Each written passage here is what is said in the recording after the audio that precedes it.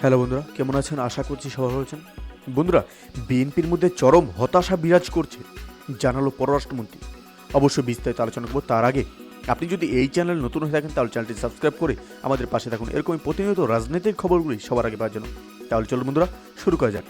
আওয়ামী লীগের যুগ্ম সাধারণ সম্পাদক এবং পররাষ্ট্রমন্ত্রী ডাক্তার হাসান মাহমুদ বলেছেন, বিএনপির মধ্যে চরম হতাশা বিরাজ করছে। নির্বাচন বর্জন করা তাদের জন্য আত্মহত্যার সামিল হয়েছে। এখন সেটি উপলব্ধি করছে।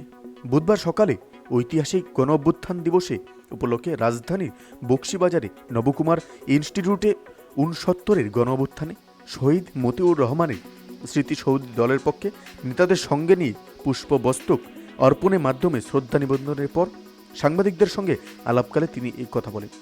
পররাষ্ট্রমন্ত্রী বলেন, আজ পুরো পৃথিবী প্রধানমন্ত্রীকে নতুনভাবে নির্বাচিত হওয়ার অভিনন্দন জানাচ্ছে। এতে বিএনপি ও তাদের দোসরদের মাথা খারাপ হয়ে গেছে, তাই তারা আবোল তাবোল বকছে। বিএনপি জামায়াত স্বাধীনতা সংগ্রামকে অস্বীকার করে উল্লেখ করে ডাক্তার হাসান বলেন, জাতির পিতা বঙ্গবন্ধু শেখ মুজিবুর রহমানের নেতৃত্বে ঘুমন্ত বাঙালি জাতিকে পলে পলে আন্দোলিত করে এক সাগর রক্ত পাড়ি দিয়ে আমাদের স্বাধীনতা এসেছে। অথচ আজ বিএনপি জামায়াত স্বাধীনতা সংগ্রামের ইতিহাস বিকৃত করে বলার চেষ্টা করে। একটি হুইসেল বাজানোর মাধ্যমে স্বাধীনতা যুদ্ধ শুরু হয়েছিল, অর্থাৎ স্বাধীনতা সংগ্রামকে তারা অস্বীকার করে। তিনি বলেন, বহু শহীদের রক্তের বিনিময়ে দীর্ঘ সংগ্রামের মধ্য দিয়ে জাতির পিতার নেতৃত্বে আমাদের স্বাধীনতা এসেছে। স্বাধীনতা কারো হুইসেল বাজানোর মাধ্যমে আসেনি।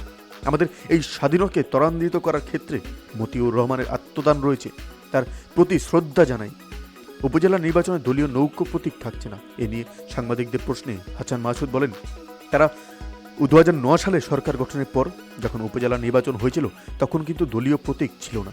প্রতীক দেওয়ার বিধান পরিচালক হয়। স্থানীয় সরকার নির্বাচন বরাবরই প্রতীকবিহীন হয়েছে। আমরা আগের সেই পদ্ধতির কথা বলেছি, সেখানে সবাই উপস্থিত থাকবে এবং যে যার মতো নির্বাচন করবে। যারা বিজয়ী হবেন তারা উপজেলা চেয়ারম্যান হবেন, এটা নতুন কিছু না। মন্ত্রী আরও বলেন, প্রতীকবিহীন নির্বাচন করা বিষয়টি আমাদের মধ্যে বহু আগে থেকে আলোচনা ছিল, হঠাৎ করে সিদ্ধান্ত হয়নি। প্রায় 2 বছর ধরে এটির আলোচনার মধ্যে ছিল। সর্বশেষ গত ওয়ার্কিং কমিটির মিটিংয়ে এটি সিদ্ধান্ত হয়। সো বন্ধুরা, এই ছিল আমাদের একটা ছোট্ট আপডেট যেটি আপনাদের সামনে তুলে ধরলাম। অবশ্যই এই আপডেট সম্পর্কে আপনার কি মতামত, আপনার মূল্যবান মতামতটি আমাদের কমেন্টে জানাতে ভুলবেন না। ভালো থাকবেন, সুস্থ থাকবেন, ধন্যবাদ।